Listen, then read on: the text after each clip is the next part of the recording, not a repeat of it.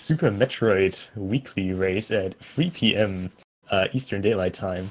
Tonight, or today rather, for all my American friends, we have an excellent race with an excellent category. We have GT Classic, like basically the fast food of Super Metroid NMG speedrunning. It's really cool category. We're going to get into the details a little bit later.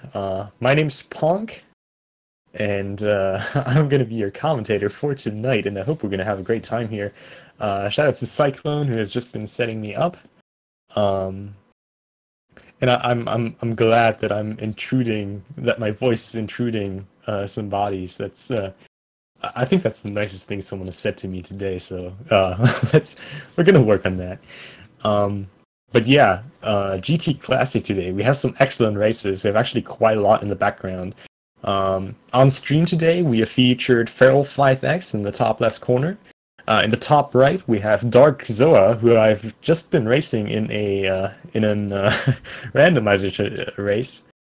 In the bottom left, we have Sloters27, and in the bottom right, of course, the fan favorite, the man with the 1,000 names, Antinomy, aka Sephilov, aka Sephi, aka Becky Lecky, and so forth and so on. You know the drill. But in the background, a lot more racers. We have Black Elite John, we have Ilminster RTA, often been featured here on these weeklies. We have Insane Firebat. So a lot going on. We will, of course, keep you updated on the races, in the background. But we are going now. SRL countdown is ticking down, and we are going to be starting every second.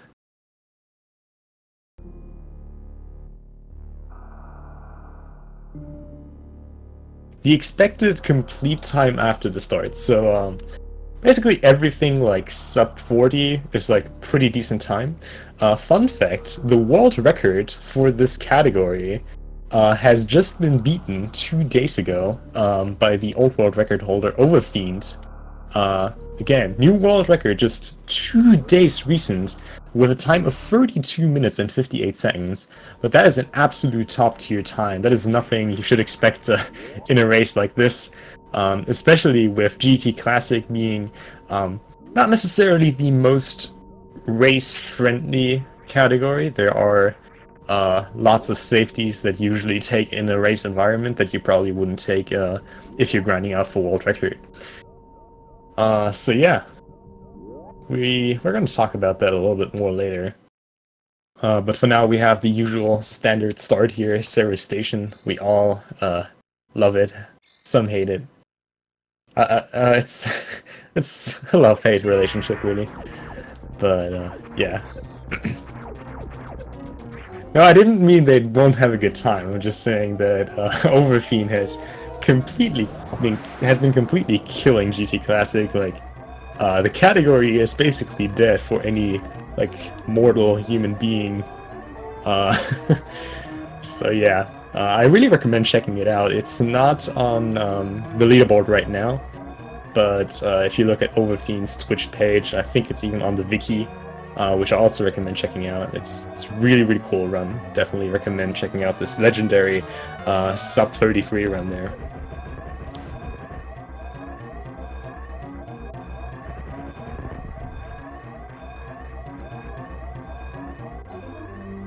Alright, judging by the comments on SRL, Sephi won the Sarah's Escape minigame with a time of 45:03.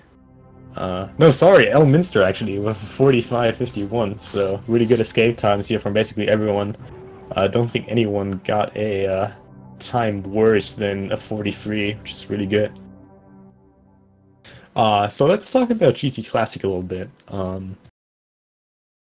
GT Classic is basically 80%, with the exception that a very specific thing that is usually not allowed in like any other category is allowed in this category. The name-giving GT code. GT code is not a glitch or anything, which I think some people actually think it is. It is a debug code accidentally left in by the developers which basically does, if you hold all face buttons and nothing else entering GT's room, you will get 100 missiles, 20 supers, 20 power bombs, all major items except screw attack, and 700 energy flat, as well as filled up reserves. So it's basically any percent, but without a lot of collection. Like you can think about it really that way. Like you get the minimal equipment you need to get to the GT room, activate the GT code, and from there on you basically have all the options you would have in a 100% run. Just blazing through the bosses, doing a little boss rush, and just using all this equipment to get through the game as fast as possible, which is why the game is obviously a lot shorter than the current any percent record. Just because all of these extra items so early on in the run obviously cut down a lot of time. Obviously the excitement is really high about Spring Ball. Not even 100% shows as much Spring Ball attack as this category does, I would say. Just based on how early it is in the run. Or maybe that's the wrong way to put it. Just it's shown off in a lot more areas than it is in 100%.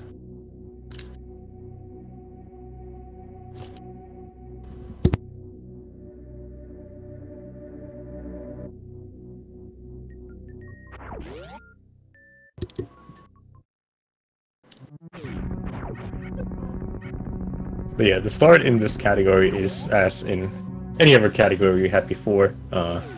Not really a lot to tell you about that we didn't already have in like any other of the speed gaming weeklies so far, or any other speedrun, to say the least. We got the standard opening with Sarah's Station, rushing down to bombs the first missile pack, and now going to fight Bomb Teresa and obtaining the bombs, which are pretty important.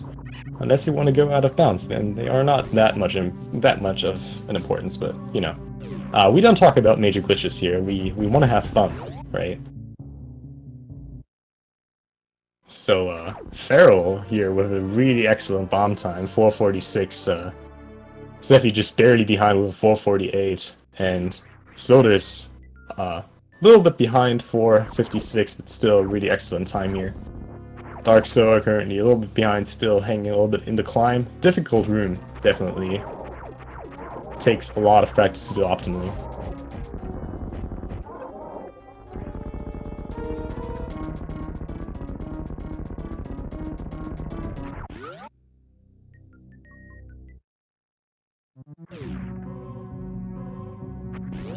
Excellent fights from all three runners that are there so far. Dark Soa now just entering the BT pit.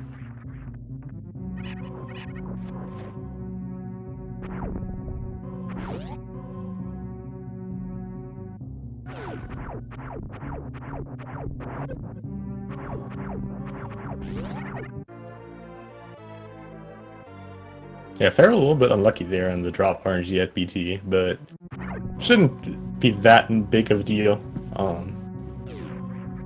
Has to do like one extra farm here, and then he's fine. So I guess let's talk about safeties in this run. Obviously, as said before, the idea of this category is to rush to GT as quick as possible, which of course requires going through a lot of heated rooms, the Gravitron, aka the Lava Dive room, and at least the earliest part of Lone Warfare. And obviously the runners are going to get various soup, but they still have to do a Lava Dive, and which requires, depending on if you get high jump boots or not, a certain amount of energy. Like you can do it with one tank, but sometimes what people like to do is just getting this reserve tank here, which is not the fastest extra tank you can get. But the thing about getting this reserve tank is that you can get hit by a Namihe Flame while your reserves are activating without breaking you out of spin. So it's a slower tank to get in terms of safety, but it makes the Lava Dive easier because you can take a hit that you usually wouldn't be allowed to take.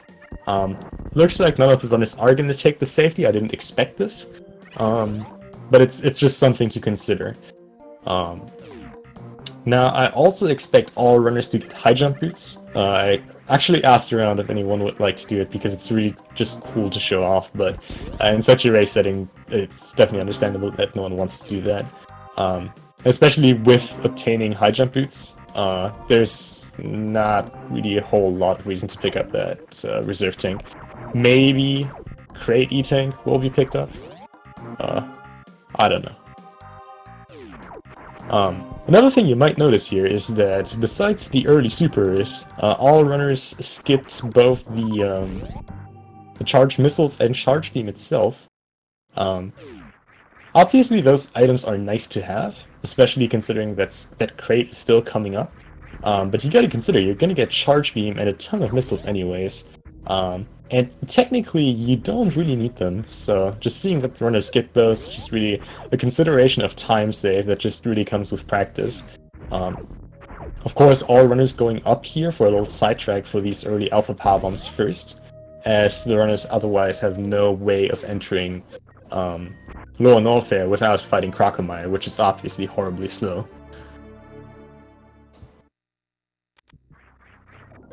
So far, the run is still pretty much in sync. Sephi actually was able to surpass Feral here at some point. Now, neck and neck, Slode is just barely behind as Zoa is getting his early super missile pack.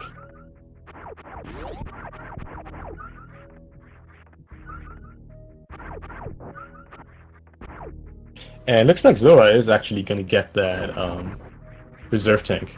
Definitely not a bad choice. Really adds a lot of extra safety, makes the lava dive a lot easier. So yeah, we're gonna see. Oh, even went for the reversed mock ball there. It didn't quite get it. That's really hard mock ball, but it looks really cool. So good that he went for it. Another thing about GT Classic. Obviously, we skipped a lot of ammo. We skipped charge beam, and we still have to fight crate to get the Varia suit. And ammo management at this point is really a big consideration, because there is a way to soft block in the crate fight, and that is obviously something very bad, but even if you don't soft block and you're just missing a bunch of shots on crate, that's still really, really bad, because you cannot inflict damage to crate in any way other than with ammo. So you have to wait out and slowly farm all the fingernails of crate, and it's just really slow. You see Feral and Sephi here entering this room by using a power bomb to kill these pirates, again just to save that little bit of extra ammo here, to have just enough to do this quick kill here. Health management also really big concern. Sephi here only at 35. Feral a lot better here actually, but this quick kill is really important to hit. Or at least if you don't get the quick kill, at least play it safe and don't waste your supers, because missing your supers here is really, really bad and costly. But it looks like Feral and Antinomy both got the quick kill very, very nice.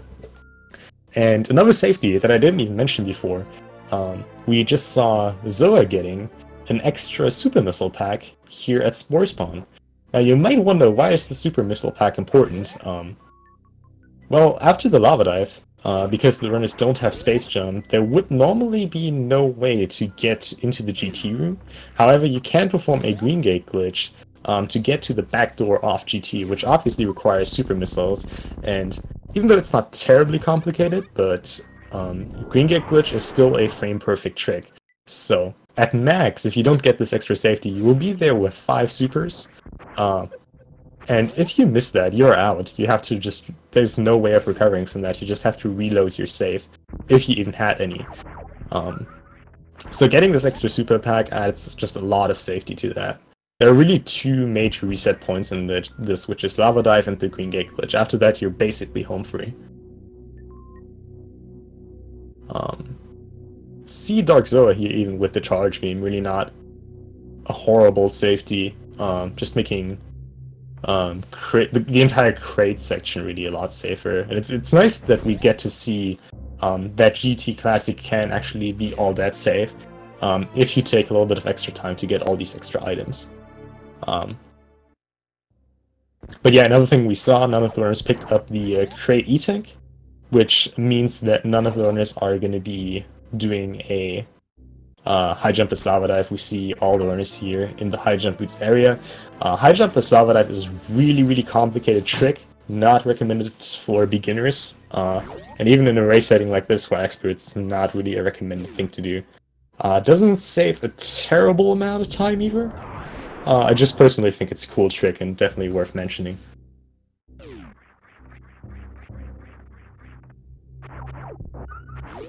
So again, with the two main reset points, being at Lava Dive and at Green Gate Glitch, there are two safety saves that one should consider. First one is at Bubble Mountain, right before the Lava Dive, and the second one is after the Lava Dive, right before the Green Gate Glitch at the Low and Warfare Elevator. What I see a lot of runners do is only taking one of these safety saves. Most of the time that would be the Bubble Mountain one, and then skip the other one.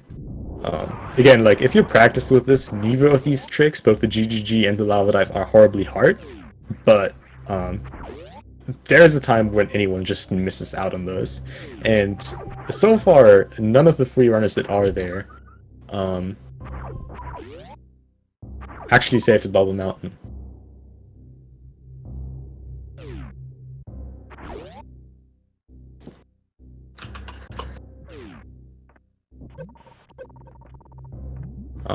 Also, something that you can skip, but which definitely makes the run a lot worse, is skipping the farm here.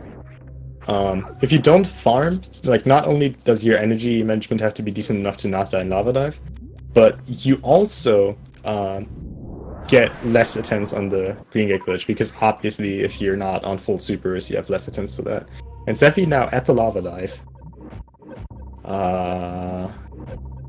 Oh, and missing the last wall jump, getting hit by an Amihe Flame, and unfortunately dying here.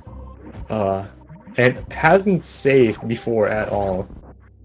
Feral making it out, and Sloders barely making it out as well. So good job to those two. Feral taking an extra save here, and so does Sloders. Really not a bad decision. But yeah, unfortunately for Zephy, forfeiting here. Still a good job. First one to get killed in the Lava Dive. Really a common thing to happen here in these GT Classic races.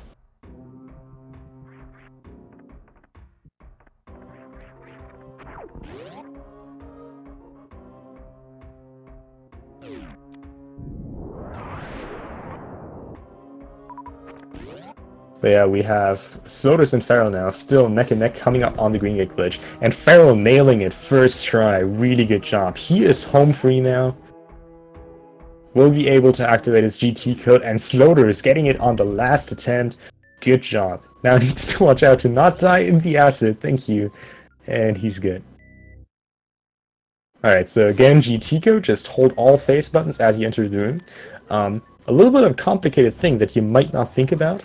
The game gives you a Spazer and Plasma equip at the same time, as you can see here. So you really don't want to fire that Murray Beam, and just de-equip Spazer really quick. And of course, the runners never picked up Screw Attack before, because if you would collect Screw Attack before this, it would actually delete it, and you wouldn't have Screw Attack for the rest of the run, so just getting it later. Yeah, Sloders and Feral now both out, and congrats to Zoa, making it up all the way to the Red Tower. Those are some really complicated wall jumps to do. Definitely not the easiest sets you can do. So just farming up a little bit now, not a bad decision.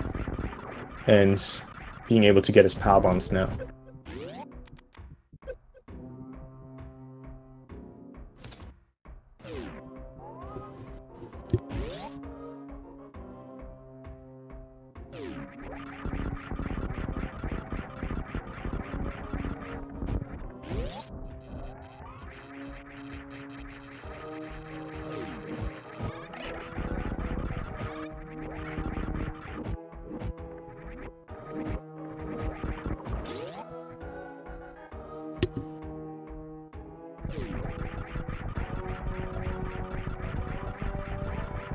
So now the real fun part starts for Feral and Sloders and all the runners that by now should have made it past the Lava Dive. just having all these items, all this equipment, full health, just all this firepower, just really blazing through the game. And from here on, it's just all about room optimization, which really is just the meat and bread of a Super Metroid speedrunner, just getting all these rooms perfectly, going for all the cool strats. And this is really where GT Classic shines as a beautiful category. After all this hard work you get through just to get to this point, you get all the fun in the world and can just really embrace how amazing this game is in terms of movement and optimization. And looks like Sephi is going to join me for a post-game interview. I'm really excited about this.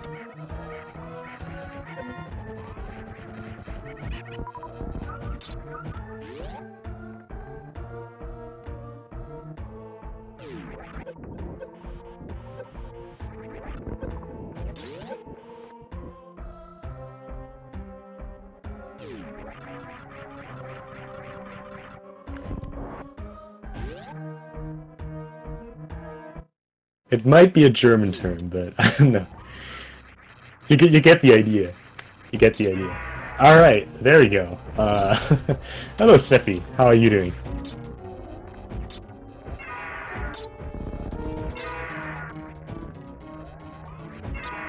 Okay, sorry. What's up, Pong? Thank you so much. Sorry for the deaths. I'm doing pretty good. How's your life? My life's great. I've been blessed to watch you run GT Classic today. I'm very sorry that you died to the lava dive. Still, really good job. You've been all the way in the lead from what we could tell up till that point. So it's a really nice job in that. Thank you. Yeah, I decided to just go all out. I really was contemplating whether taking that safety save, and that safety save, I'm pretty sure a lot of people were taking it. Actually, both Sloters and Feral safety saved after the yeah, lava dive. I was thinking of safety saving after. I was like, I might as well do it after, but I guess I missed my input for the jump, and well, obviously. Yeah, I think a lot of people could feel your pain there. That last wall jump is something terrible to miss, but I think we've all done it in the past at some point. Yeah, that's the most, I don't know, that's the most troublesome wall jump. I actually don't know why. Well, GT Classic, what do you think about this category? It's honestly a category that I really, really love. It's such a good category. All right. No, well, I mean, I'm not. I thought you were gonna say something afterwards. No, I mean, there's not a lot to tell about. I mean, we saw your excellent early game. Like that was really, really good. I know you've been running quite a lot of GT Classic lately. Got a really good time, right? Like, what's your current PB on GT Classic?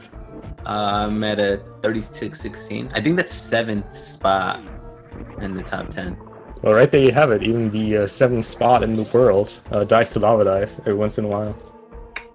So don't get too motivated by this category. It's no, I mean it's a cool category. Like even if you're a beginner, it's just it's something fun to pick up. You pick it up, you learn a lot about the game, you learn a lot about the different movement options you have. Yeah, no, I like wholeheartedly agree. This category is best of both worlds. It's 90% and hundo, like right until the end. It's so good. If you're looking like for something short, a really short category, this is the one to go for. But yeah, that's pretty much all my thoughts into this. Well, I'm really glad you joined this this race. I'm not sure if you have time to join me on commentary for this, but otherwise I just thank you for joining me for the interview. And, yeah, I'm gonna have to head out, but thank you for having me. All right, so see you later and have a good day. Thank you. Good luck, runners. Of course, the audience. I hope you guys love the race. Everybody take care. Bye. All right, and with Sephi being gone, we're back to the race. Dark Zoa got his Varia suit. Now at 2 E-tanks and 1 reserve tank, getting that extra Cray E-tank as a safety, not a bad choice. And now entering Warfare, as Sodas and Feral currently fighting in Meridia. Slaughter's actually got himself a really decent lead over Feral here, really not bad. Really goes to show the recent 100% and any percent ult route grind that Slotus has been going through, really showing off here. So one thing we haven't quite mentioned yet before is the segment after the GT code. Like, obviously you have a lot of items, obviously you have a lot of firepower, you have a lot of energy, and the idea is still you just want to blaze through. However, that does not mean that you should be reckless with the resources you have. Very nice full happy by Slotus here, by the way. It is really still something you need to consider of how much ammo and items you waste along the way. Because if you do it really bad, you can still run out of energy, like let's say here in this segment where Feral is right now, having to go out of the way to pick up the Baltuni tank. And that is something you generally want to avoid. It's not bad if it happens, but keep in mind that 700 energy, and it's not like 7 E-tanks, which would be 799, it's like 700 energy flat, is not an endless amount, so you still need to manage what you have pretty well. Looks like Feral is also setting up well for the full halfie, and there we go. Beautiful. So, another thing I haven't explained yet, which if you have never seen a Rando run or a GT Classic run, you might not be too familiar with, so let's have a look at this at Feral's screen again. For all these bosses that are basically like Dragon and everything that is before that, you're not supposed to have Plasma Beam when you fight them, obviously. Basically what that means is that the developers never put like a check-in where the boss absorbs the Plasma Beam shot, like Ridley or Mother Brain do. So the shot just pierces through them normally, and by using X-Ray to constantly let the iframes of the boss run out to like kind of buffer that, you can hurt a boss with the same shot basically in an unlimited amount of time, as long as the hitbox is still inside the boss. And like that, you can just microwave, I think that's the term we agreed on, the bosses like that with just one shot in just very few seconds, just based on how powerful the plasma combo is. We saw that at Bontoon, we just saw that now at Dragon, and we're going to see it for one more boss, namely Fantoon. Now, Slotus is kind of known for forgetting to fight Fantoon in GT Classic. I really hope he's going to remember this time. In case he hears me, Slotus, I'm sorry, but I had to say that. So yeah, that's something that actually happens. It's kind of like forgetting Crate in RBO. It's just like forgetting Fantoon in GT Classic.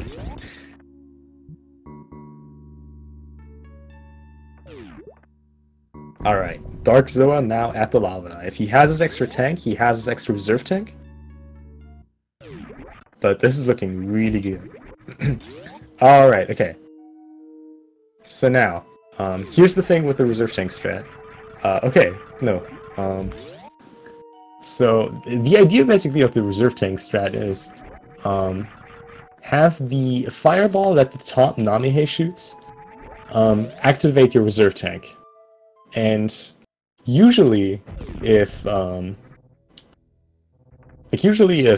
you get hit during a spin jump, you just break out of spin like that. If your reserves kick in at the same time, however, you do not break out of spin. And that's basically the entire idea. Instead of having to jump like a certain height, which is like semi-precise, you can just hold jump all the way to the top, and that way just jump basically into the flame, not having to worry about the specific height for the jump, and then just letting your reserve tank do the rest, which is really cool. The health setup on this wasn't quite right for Zoa, but he's going to get another attempt on this. He's safety saved, so we're going to see.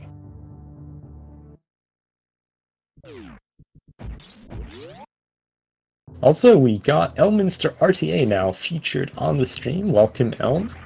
Looks like I don't know, this looks like he might have had a reset to GGG, or maybe a Death to Lava Dive. But I'm not entirely sure. He is at Dragon now, however. Whereas Lotus just one-rounded Fantoon casually, which is quite an easy task in this category. The difference really with microwaving Fantoon versus microwaving other bosses is just the fact that you cannot just shoot the plasma shot right away, but you need to sort of like... it's a little bit more finicky than that, but you just need to kind of activate Fantoon first, by shooting it like another projectile like a missile, and then you can actually shoot the charge shot and proceed like normally. Oh, and this is not looking good for Zoa. Taking another death here at the lava dive, but I'm sure he has this in the next try. Feral now also finishing up his last boss. And we'll be going to Turian soon, with Sloters currently being in quite a lead here. Will be difficult for the other runners to catch up to this, but let's not cross them out yet. And again, we still have runners in the background who we don't know of. We have Insane Firebat and Black Elite John running in the background, and specifically Insane Firebat, really a veteran of both GT Classic and GT Spacetime. So he should be relatively up to the top here in this race as well.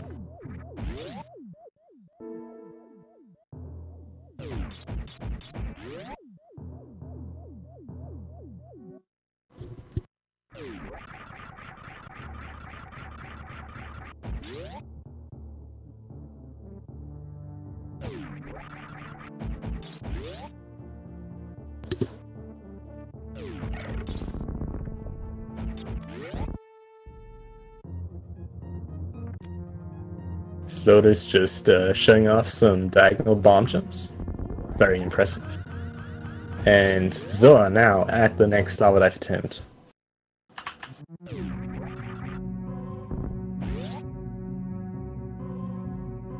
Oh, and taking that another Namihe Flame and taking another death. Very unfortunate, and unfortunately forfeiting from the race. GG to Zoa. Again, showing off that deaths to lava dive can really happen to anyone. But yeah, thanks a lot for racing, Zoa, and good job for this race.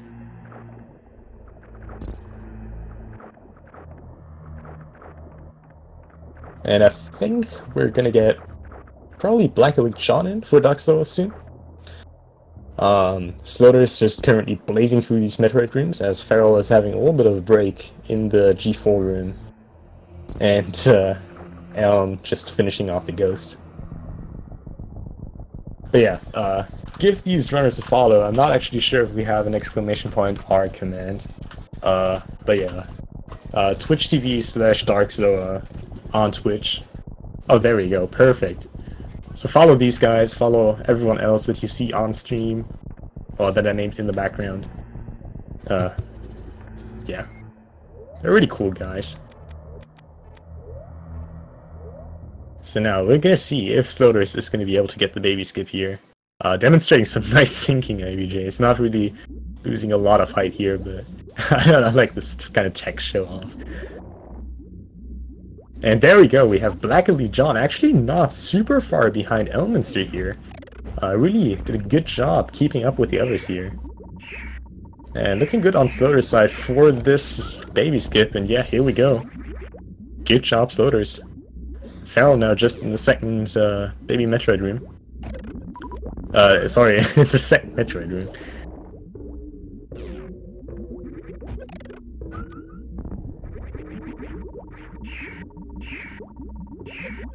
Feral going for some grouping strats here in room number 3. And Sloters going for the Speed Booster Zep Skip. Gets it first try, very, very nice. Allowing him to save the de-equip of Screw Attack here, or having to do a down back Zep Skip. My opinion, really the easiest option of what he had here. And a really cool Zep Skip in general.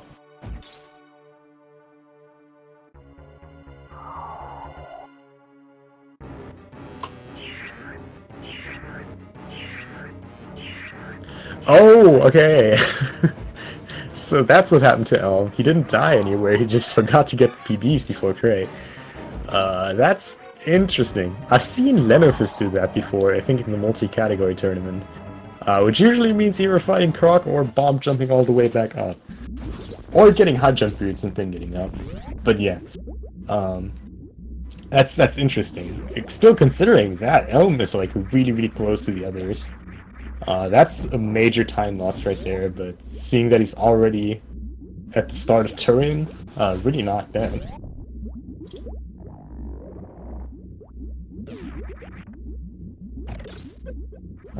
Farrell deciding to de-equip Screw Attack here, going for the more traditional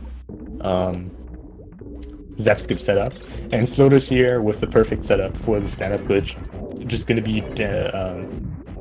doesn't even need to damage himself down here, since he had Varia de-equipped. Can just stand there, jump around, wait for the next sequence trigger to start, and then he's good. Again, the finicky thing with the GT code is that it doesn't give you 7 tanks; it just gives you 700 energy, which is 6 tanks and 1 energy, which is barely enough, like exactly enough for stand-up glitch. What really comes to help here is that you get all these reserve tanks pre-filled with the GT code, which makes the setup a lot easier. But yeah, that is the time save to consider here. Also, I'm not sure what happened to Elm. Apparently his controller... something happened with his controller. Maybe his jump input is not working. That's what it looked like. Like, it doesn't seem to be like a... It doesn't really seem to be a battery thing, because some inputs seem to work. But yeah, it looks like his jump input? Oh no, his jump input does work. Oh, there we go. Perfect. Got himself out of the Metroid. Is alive. Good job, Elm.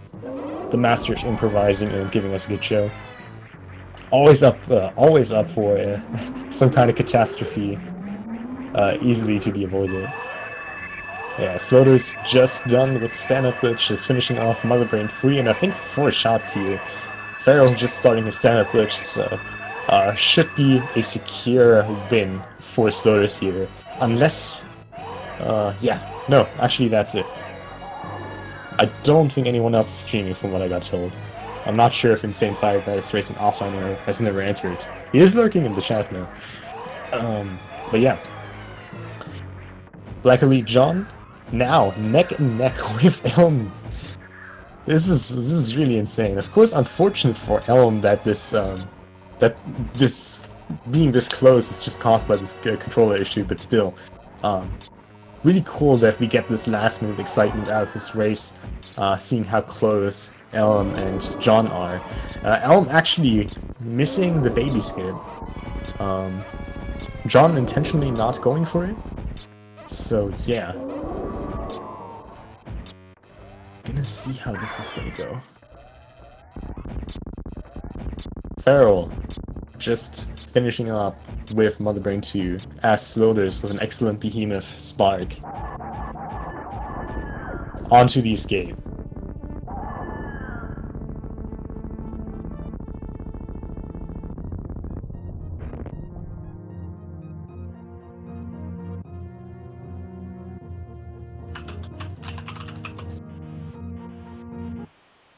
And Slaughter's is not done, finishing first place with a time of 36 minutes and 5 seconds. GG to Slaughter's. Really an excellent time, excellent race, good performance. Didn't forget to fight Fantoon, I'm very proud of him. And he played with J-Text, which is obviously now proven to be the superior version, winning against Farrell, who played with English text, so that once and for all shows that J-Text is just superior. And look at the sync between John and Elm. This is a beautiful thing to see. This is really going to come down to a good stand-up glitch and good execution on the escape.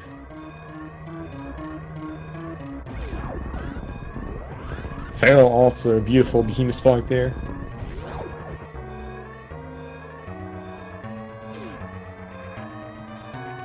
And Farrell! Alright, okay. That's interesting.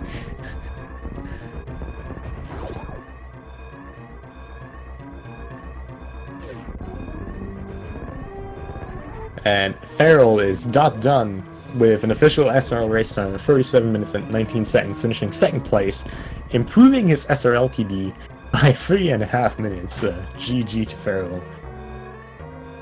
So yeah, John now sitting up for the stand-up glitch, so is Elm. I would like to have a picture. If you think that John is going to take this home, I want to see some kappas in chat right now. If you think that Elm is going to take this home, I want to see some Frankerzies. I want to see who is the crowd favorite in this epic battle, because this is definitely something that needs to be decided on.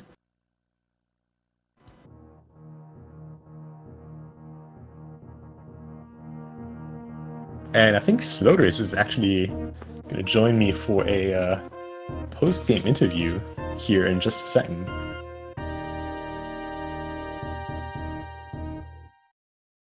Oh, looks like we have a lot of votes for Elminster here. John, apparently the underdog here. Yet in the lead, however. So we're gonna see how this goes. This is really awesome.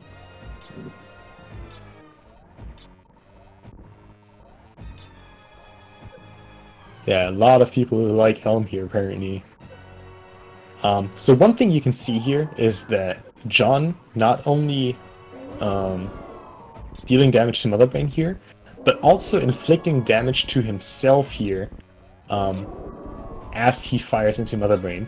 The reason for that is as soon as you hit full energy, the baby kind of stagnates in its position.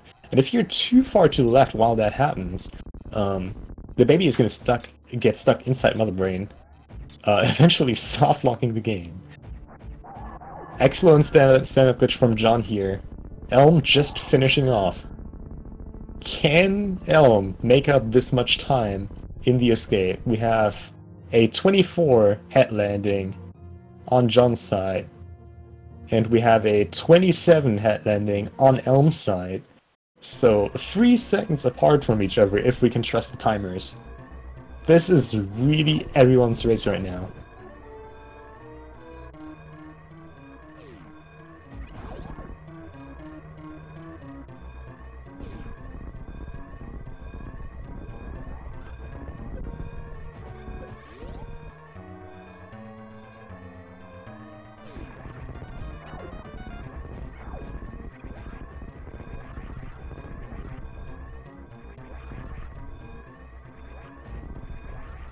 John with the Moonfall, saving him a little bit of time over Elm, who does not play with Moonwalk. A little bit sloppy on these jumps here. Elm, pretty clean movement. This is going to be close. Oh, and John missing the spark here. That is really bad. Oh, and missing the spark again! And Elminster taking the lead. As John against... I don't even know what John does here. I've never seen this kind of spark set up.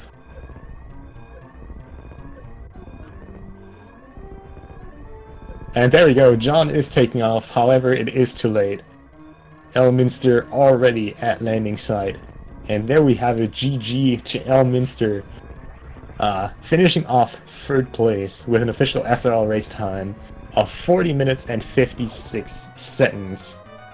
And John, with his dedication to meme, finishing right behind him, 4th place with a time of 41:12, mere 16 seconds behind Elm. So good job to those two racers, finishing up really strong here in this game.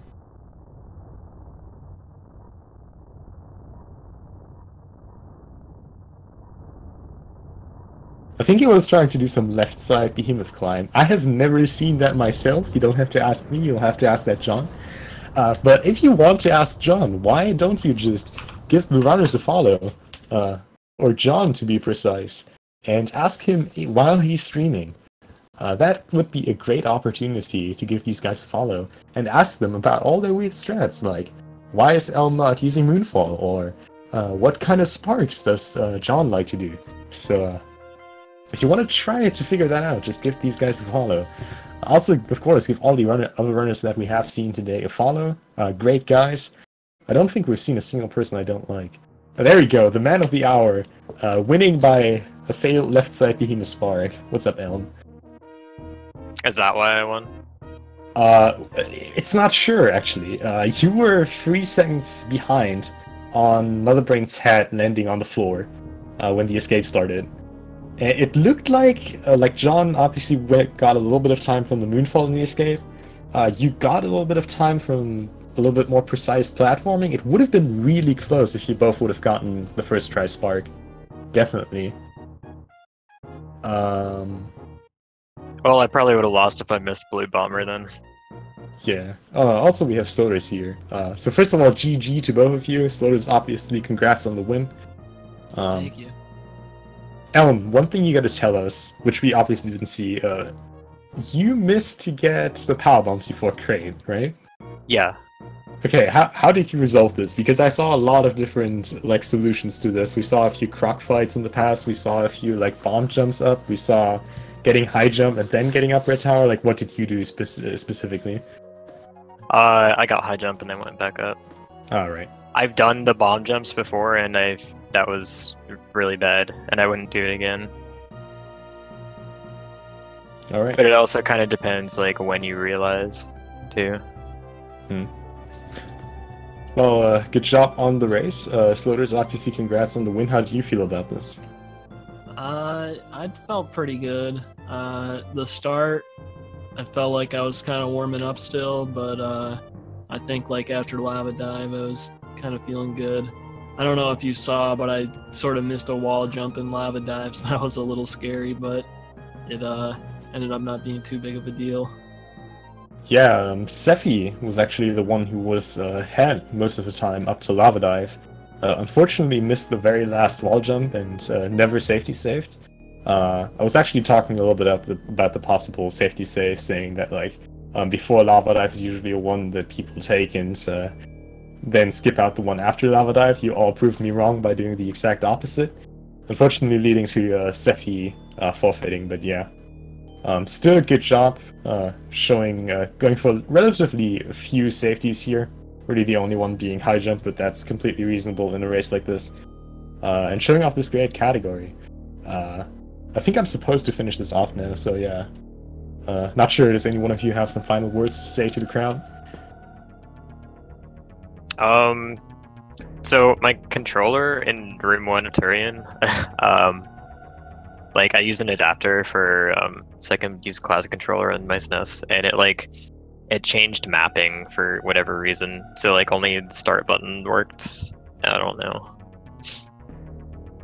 If you like controller randomizer, check out SM. How's that ROM hack called? SM Controller Stupidity? randomizer. I think it's oh yeah, you find it on. I think you find it on the practice ROM site. But yeah, Stupidity is the ROM hack that changes what items you have equipped. Oh right, yeah, never mind. That's also fun. But yeah. Anyways, thanks a lot for racing. We have another Super Metroid Weekly at 11 p.m. EDT on Speed Gaming 1 again. Again with GT Classic. Upcoming now, we have the Luigi's Mansion No OB tournament, so check that out. Thanks a lot for having me. My name is Ponk, and with me a lot of cool racers. Give them a follow, and I'll see you guys around. Thanks, Punk.